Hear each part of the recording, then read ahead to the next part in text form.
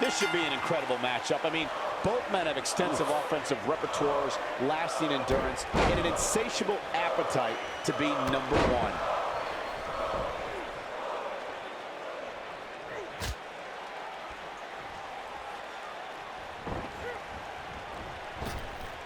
Drop kick!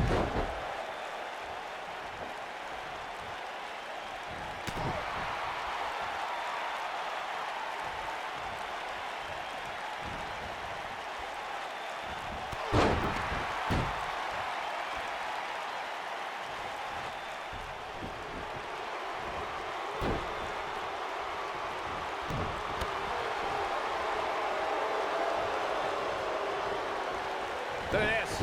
Oh, what incredible power. Wow, what a vertical suplex.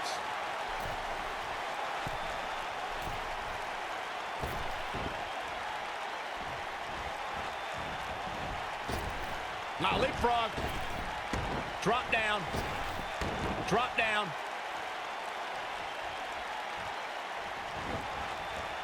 Irish whip. Big splash.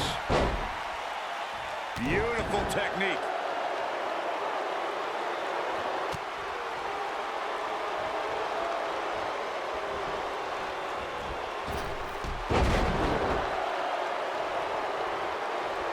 The WWE Universe has seen the evolution of the steel cage in the enclosure known today as Hell in a Cell.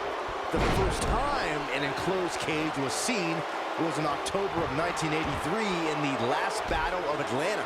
The enclosed cage was seen a few years later in the War Games match from the NWA. There were even cages stacked on top of each other, like WCW's Tower of Doom.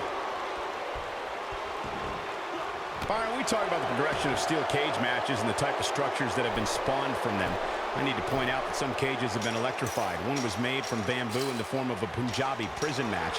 And, of course, the elimination chamber with glass pods and steel doors. And today we have the Asylum match, where weapons are on top of the cage. Just goes to show you that times may change, but the objective to destroy an opponent remains the same. There's still no better way to settle a score than to do battle with your adversary inside a steel cage. Look at this. Kofi Kingston's highly trained in many forms of self-defense. One of the disciplines that Kofi gravitates towards a little more than others is the Brazilian martial art of capoeira. It's well known for quick, fluid movements and combining an array of kicks and spin moves. Yep, that sounds like Kofi Kingston to me.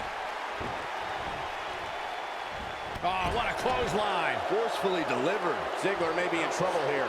Well, he knew the champion wasn't going to go down easy here tonight. If you know Kofi Kingston away from the bright lights of WWE, then you know he spends several hours a day studying capoeira. Kofi's immersed himself in this discipline that many experts feel defies description. Kofi Kingston's a special kind of athlete. He's got him covered. Digging deep for a kick out. What a kick out. Boom, what impact.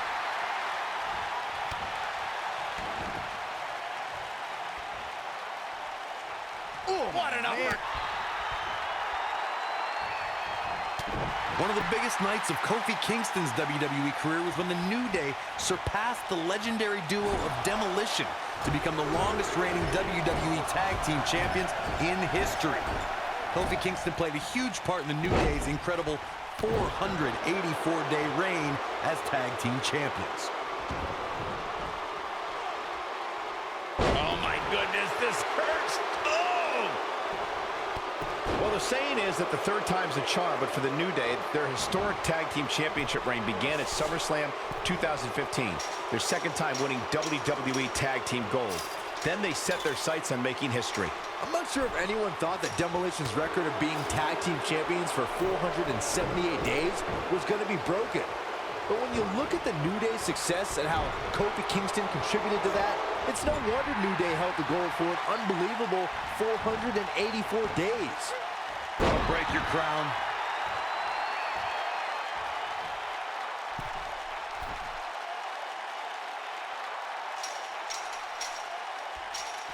I really thought the champ would have put this match away by now. Must be an off night.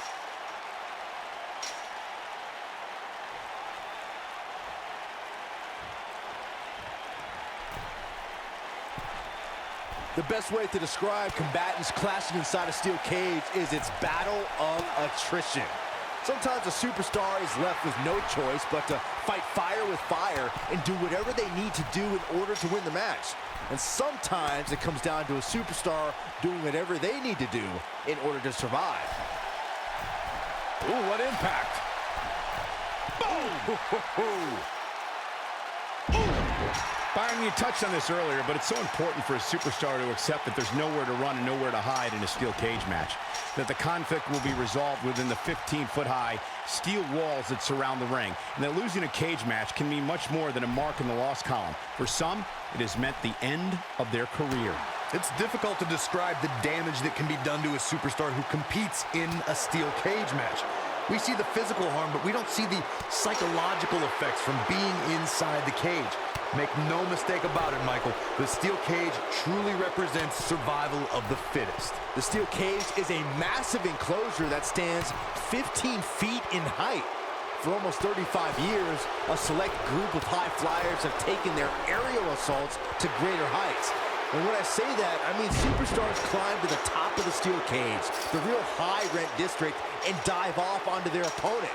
And that all started with one man in October of 1983, Jimmy Superfly Snuka.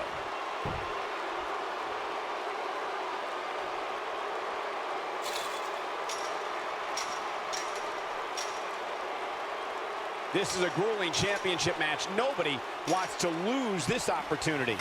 Yes! Unreal performance.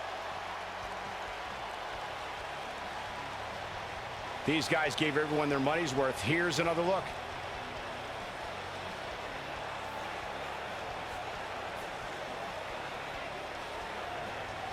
He was on point the entire match, as you can see here.